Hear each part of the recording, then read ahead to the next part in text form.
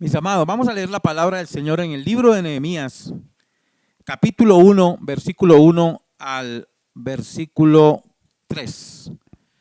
Y antes de empezar con esta enseñanza, yo quiero hablar al corazón de la iglesia porque vamos a empezar una serie de enseñanzas referente a lo que es ser un hombre o una mujer de Dios. Ser un hombre o una mujer de Dios no es simplemente ser un cristiano evangélico o ser una persona que va a la iglesia en alguna otra vez por semana o al mes.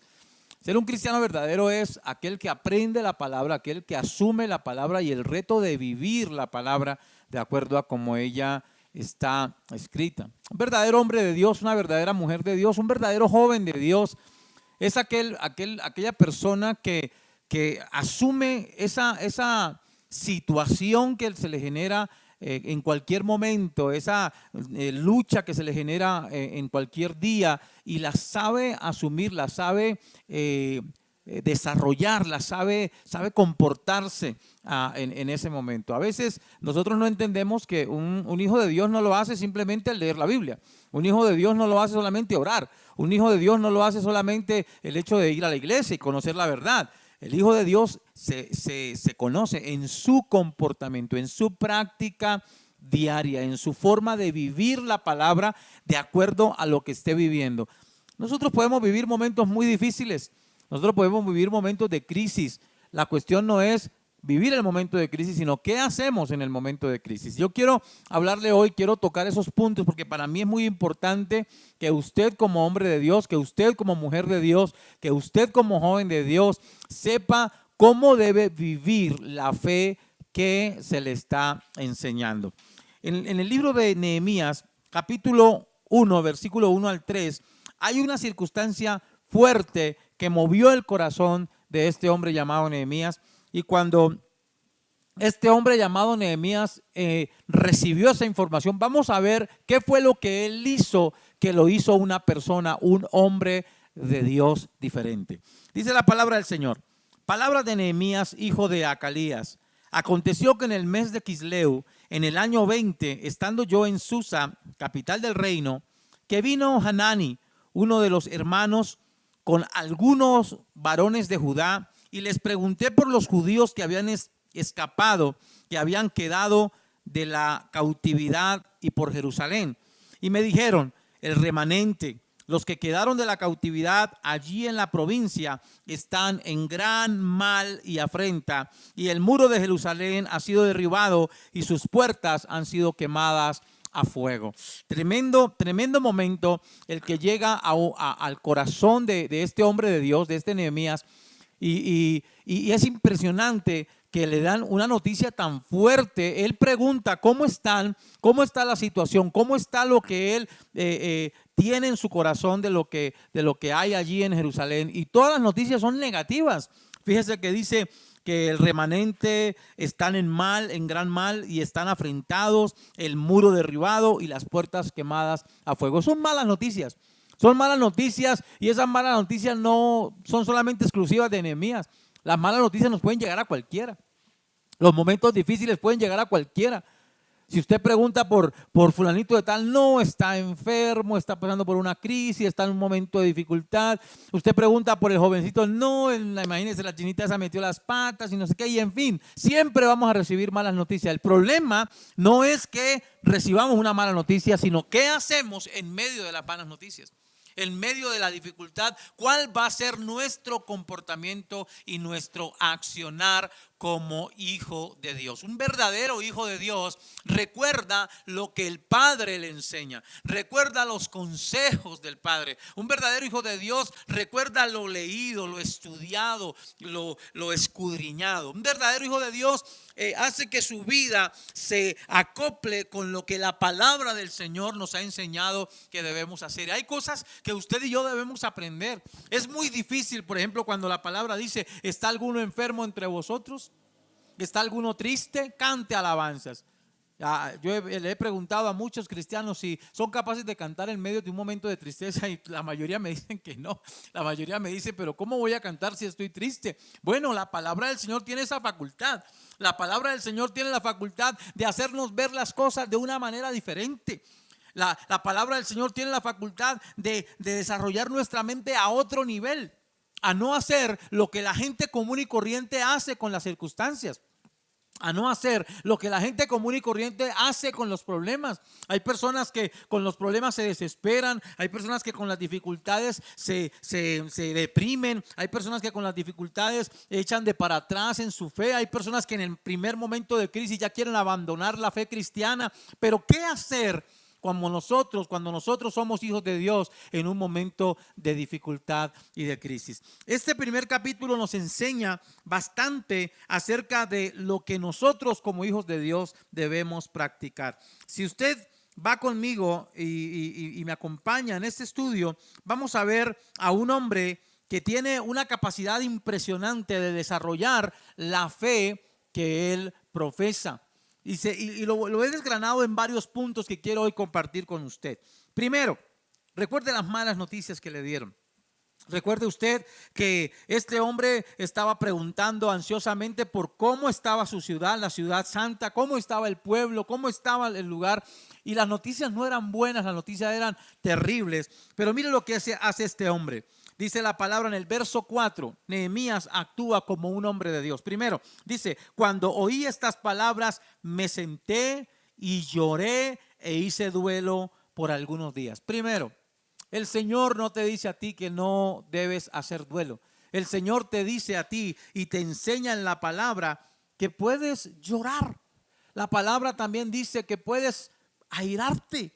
La palabra del Señor dice que puedes sentir tristeza. La cuestión no es quedarse lamentándose toda la vida, no es quedarse llorando todo el tiempo y no sobresalir de ese momento de dificultad. Dice la palabra que este hombre fue un hombre sensible, como todos debemos ser. Aquí en Latinoamérica, el latinoamericano siempre le enseñan en su casa que los hombres no lloran. Y yo he escuchado muchísimas ocasiones decir a los padres de familias que los hombres no lloran. No, los hombres lloran. Nehemías lloró, Jesús lloró, dice la palabra. Cuando Jesús recibió la noticia de la muerte de su amigo Lázaro, dice la palabra que Jesús lloró. Eso significa que ninguno está exento de poder recibir una mala noticia y que literalmente le toque y le duela el corazón. Pero hay un momento para eso. Hay un momento para el duelo, hay un momento para llorar, hay un momento para declararse en tristeza, hay un momento para estar sentado, pensativo, cabizbajo, allá pensabundo, como decimos aquí en Colombia, y estar allá retraído, esconderse a un lado, llorar, hacer su duelo. Eso es bueno, eso es parte de nuestra naturaleza si somos sensibles. Es importante que aprendas a ser sensible. Tú tienes que aprender la sensibilidad. Ahora, este tema tiene que ver con la parte espiritual, con el pueblo de Israel, con lo que él sentía por la casa de Dios. Tú tienes que ser sensible a las cosas de Dios. Tienes que ser sensible por la casa de Dios. Tienes que ser sensible por lo que acontece dentro de la casa de Dios. Este hombre sentía un fuego interno por lo que tenía que ver con la casa de Dios. Lloró, se lamentó, hizo duelo por algunos días. Óigame bien, la palabra es clara, hizo duelo por algunos días. Ahí no dice la palabra que hizo duelo y se quedó en duelo. Él no hizo duelo y se amargó la vida. Él no hizo duelo y empezó a culpar a los demás. Hizo duelo, lloró por algún tiempo, por algunos días. No dice ni semanas, ni dice meses, ni dice años, dice días. Haz tu duelo. Cuando recibas una mala información, cuando recibas una noticia que tú no estabas preparado para recibir, haz tu duelo. El Señor no te dice que no llores. El Señor no te dice que no hagas duelo. Hazlo, pero no te quedes en esa etapa del camino. Mire lo que dice el verso que sigue ahí adelante. Dice, cuando oí estas palabras me senté y lloré e hice duelo por algunos días y ayuné y oré delante del Dios de los cielos. Punto. Qué importante es esta palabra.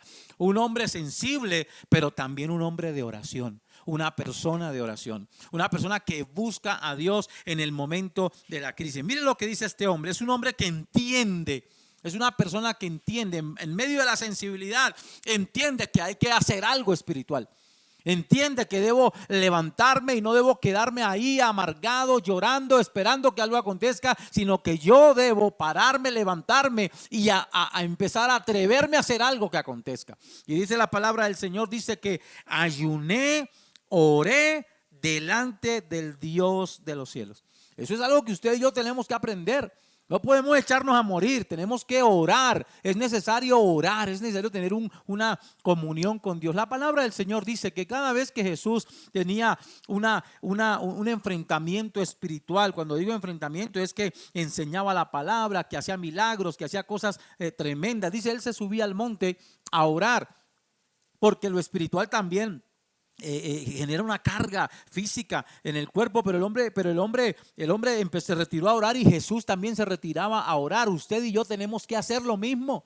No podemos quedarnos en los lamentos. Tenemos que ir a la fuente de nuestro gozo, a la fuente de nuestro valor, a la fuente de nuestra fuerza, a la fuente de nuestra valentía, que es el Señor. Y hay que ir a orar y hay que ir a buscar el rostro del Señor y hay que meternos delante del Señor, delante de la presencia del Señor. No te quedes llorando, no te quedes ahí pensando en qué va a pasar. No, vamos a ver qué va a suceder, porque me voy a meter con Dios para que Dios empiece a hacer algo sobrenatural. Si Nehemías no hubiese tenido esa actitud clara, no se habría reconstruido los muros de Jerusalén, no se habían levantado las puertas, no se habían puesto la gente a trabajar, porque necesitamos entender la situación, obviamente pasar el momento del duelo, pero tenemos que actuar.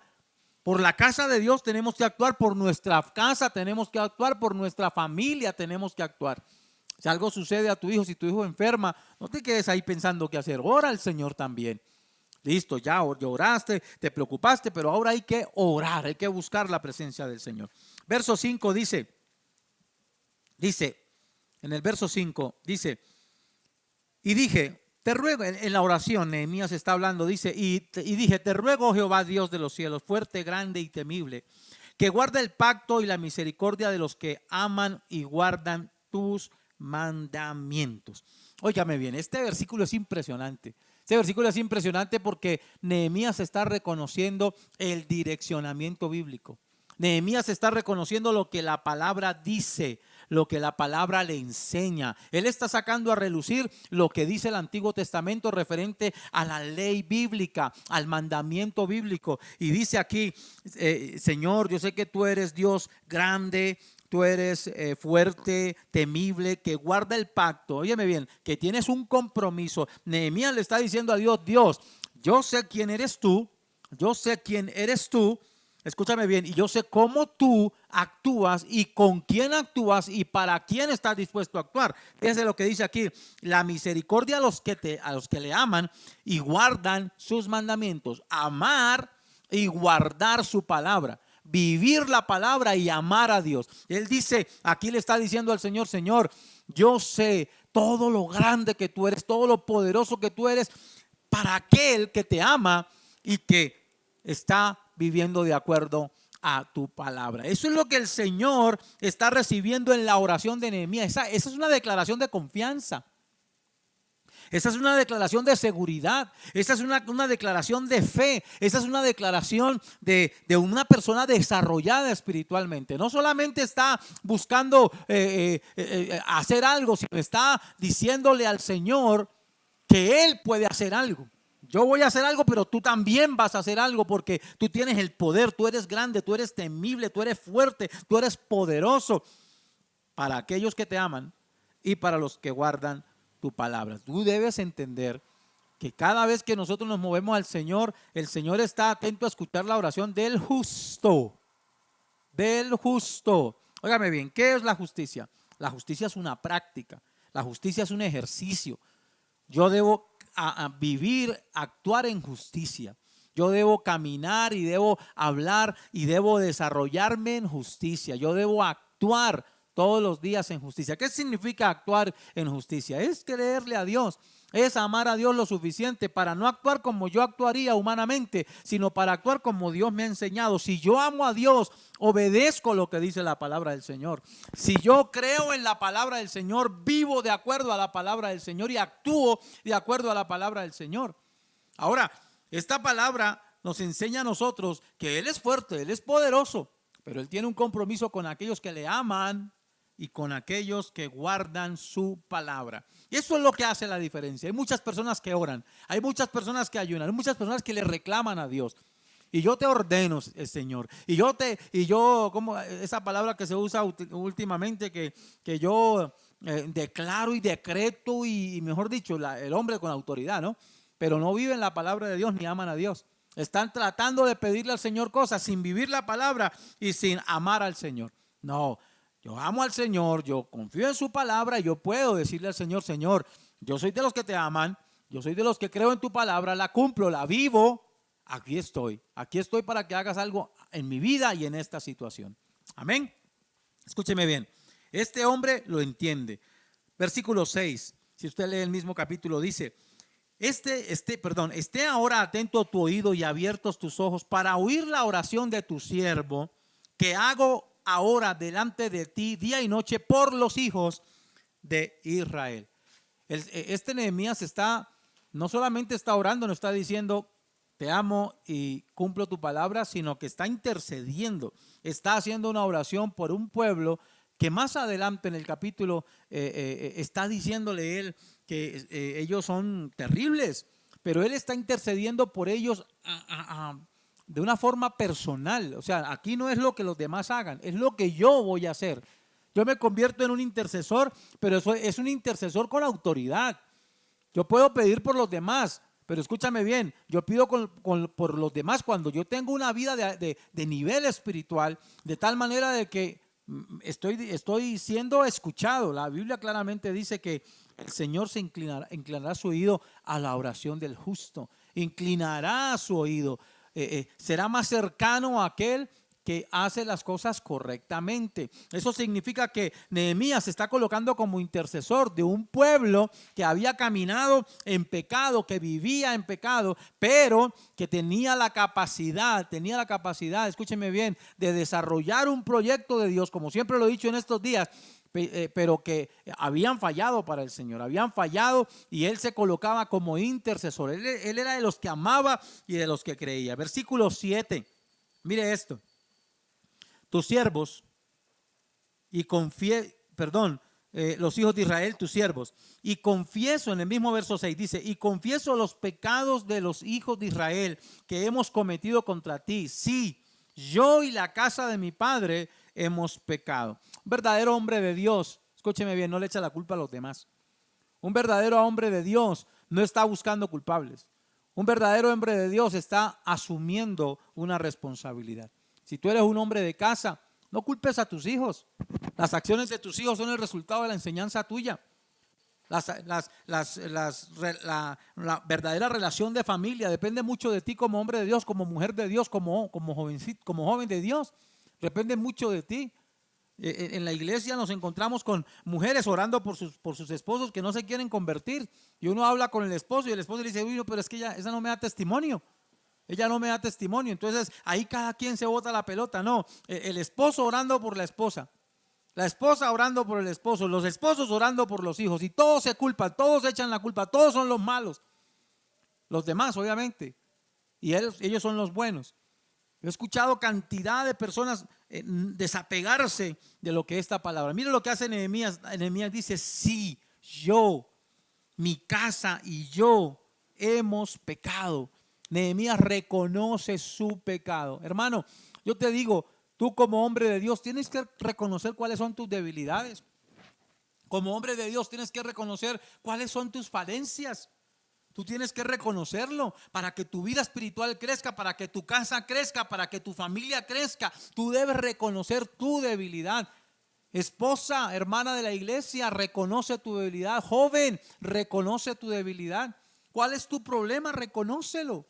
Aquí este hombre estaba reconociendo su debilidad, estaba reconociendo que verdaderamente él hacía parte de los que habían fallado. Puede ser que él estaba muy aparte con una decisión del corazón de que las cosas funcionaran, las malas noticias le golpearon el corazón, pero él no estaba haciendo a un lado su responsabilidad.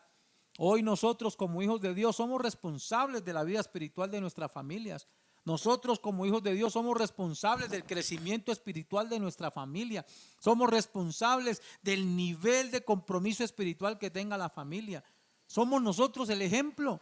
Es usted como mujer de Dios la que tiene que dar el ejemplo en casa. Mire, hay una responsabilidad que nosotros debemos aprender. Muchas personas ven un desequilibrio espiritual en esto, y lo he notado a través de toda mi vida cristiana. No lo digo de ustedes, lo he visto toda la vida cristiana.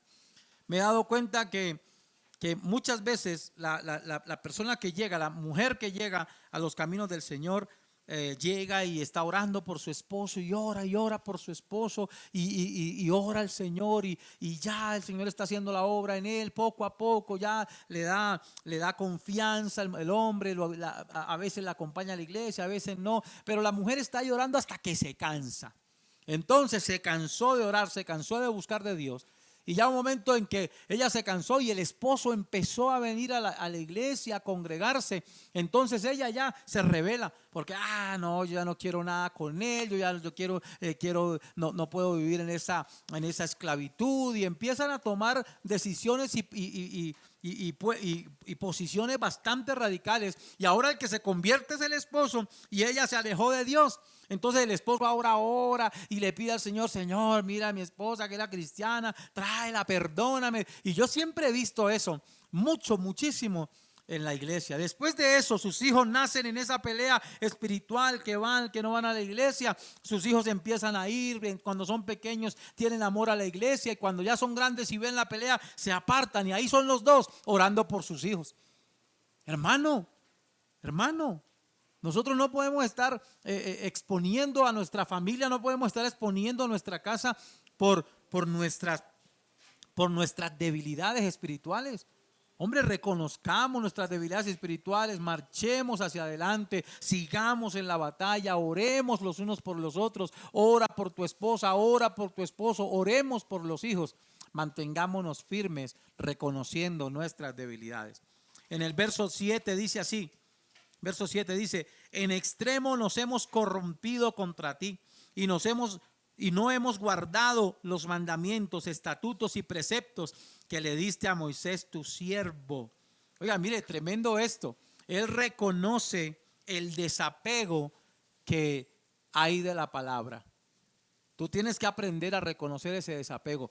Hombre, sí, mi amor, no estamos orando lo suficiente, no estamos leyendo la Biblia lo suficiente, no estamos direccionando a nuestros hijos lo suficiente, estamos siendo como irresponsables en esa parte, estamos desapegados a lo que la palabra del Señor nos enseña. Esto es una responsabilidad de todos.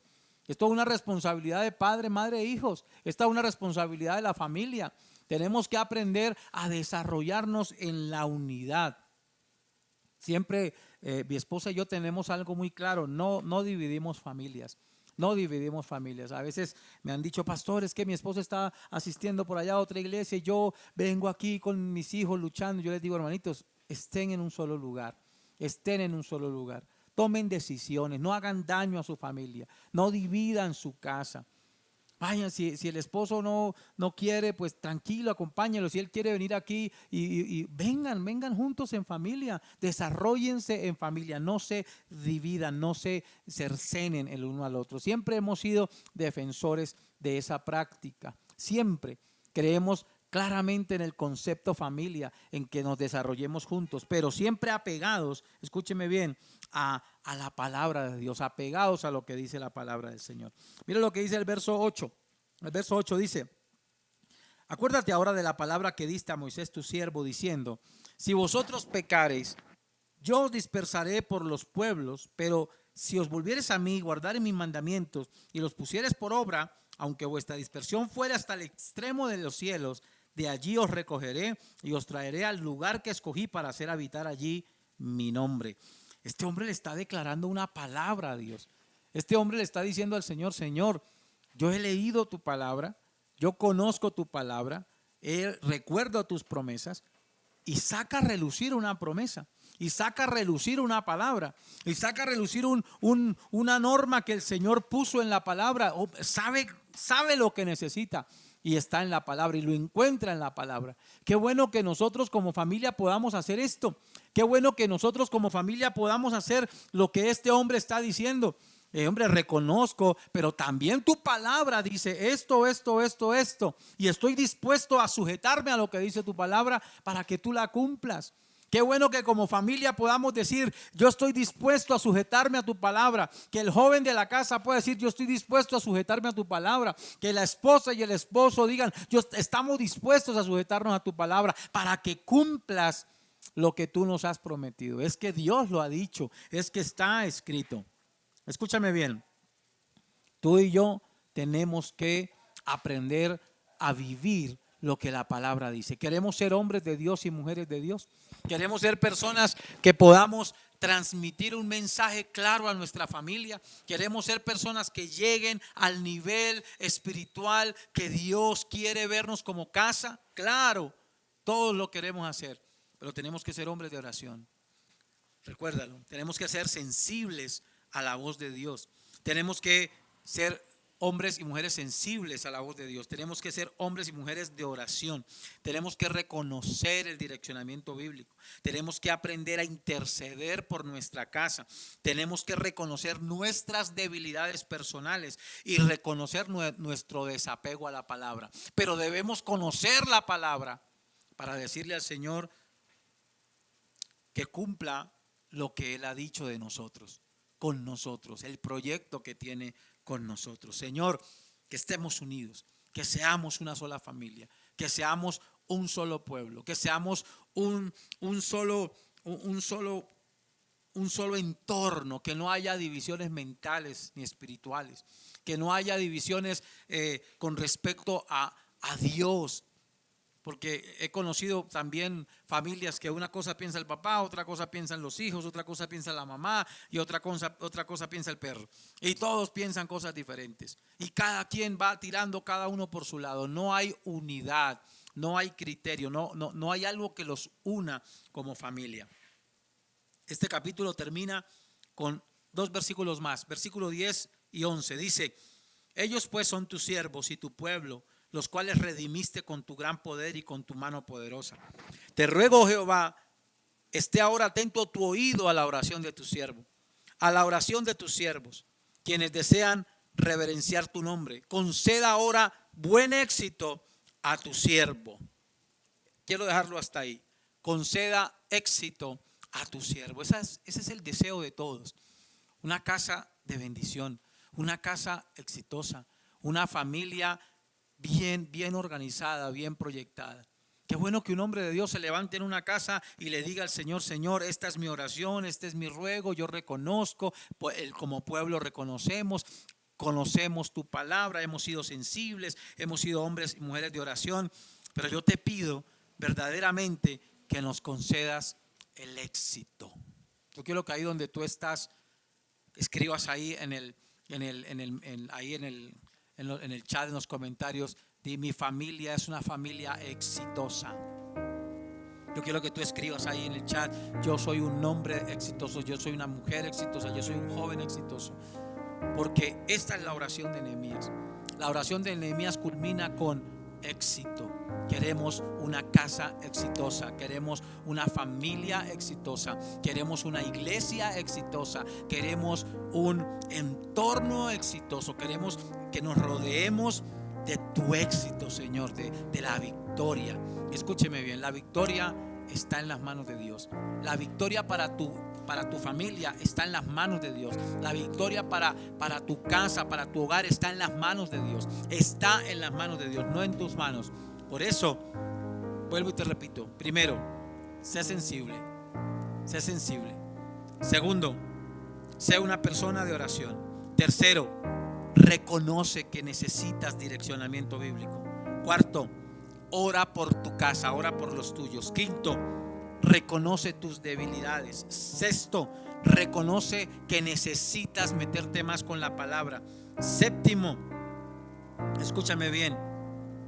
Séptimo, conoce la palabra lo suficiente para que puedas pedir como dice la palabra y como el Señor lo ha dicho en su palabra. Y por último, ora al Señor siempre para que tu familia sea una familia de éxito. Y serás exitoso, escúchame bien, cuando Dios sea el centro de tu casa. Serás exitoso cuando Dios sea la parte más importante en tu familia. Señor, yo quiero orar por esta iglesia. Quiero orar por estas familias que hoy están escuchando esta prédica. Señor, quiero orar por estos hombres de Dios. Quiero orar por esas mujeres de Dios. Quiero orar por esos jóvenes y niños de Dios, Señor, que quieren ver hogares bonitos, que quieren ver hogares llenos de tu presencia y de tu gracia. Y te pido, Señor, que ellos puedan cumplir estos parámetros, Señor, de hombres de Dios, de ser sensibles a tu voz, de ser sensibles a lo que sucede en su entorno, de ser sensibles, Señor, de que puedan recibir, Señor, toda esta información y que ellos actúen de la manera más correcta, Señor, de la forma más correcta. Padre, hoy me coloco, Señor, delante de ti por este pueblo, como lo hizo Nehemías, Señor. Y te pido, Señor, que tú seas trayendo sobre ellos esa paz, esa tranquilidad, esa libertad que da tu palabra, el conocimiento de tu palabra, el reconocer las debilidades, Señor. Yo te pido que cada padre pueda reconocer su debilidad espiritual, que cada madre pueda reconocer tu debilidad espiritual, que cada hijo pueda reconocer su debilidad espiritual, Señor, y que apuntemos a una vida cristiana de éxito. Yo declaro, Señor, que cada persona que ha escuchado esta palabra, yo creo, Señor, lo que dice tu palabra, y yo sé que este pueblo que tú has redimido con tu sangre preciosa y con tu gran poder, como dice este mensaje, Señor, lograrán el éxito. Ninguno de sus hijos se perderá, ninguna familia se destruirá, Señor, porque tú estás en medio de ellos, porque ellos han entendido los pasos que se deben recorrer para ser personas, hombres y mujeres de oración y que te agraden, Señor. Padre, hemos empezado esta primera de 3 enseñanzas, Señor, de lo que tú quieres hacer con estas familias. Primero, hombres de Dios. Este es el primer mensaje: hombres, mujeres y familias de Dios. Y yo quiero que estos hombres, mujeres y familias de Dios empiecen a vivir esta palabra de una forma diferente, nueva, y que restaure su familia. Gracias, Jesús. Gracias, Padre. Gracias, Espíritu Santo. Visítalos allí en sus casas, Espíritu Santo. Visita a cada familia, a cada niño. Tómalos, llénalos de ti, Espíritu Santo. Que la administración de tu Espíritu golpee con fuerza a cada corazón. Allí que se mueva el corazón de estas familias, Señor, unidas como una sola, Señor.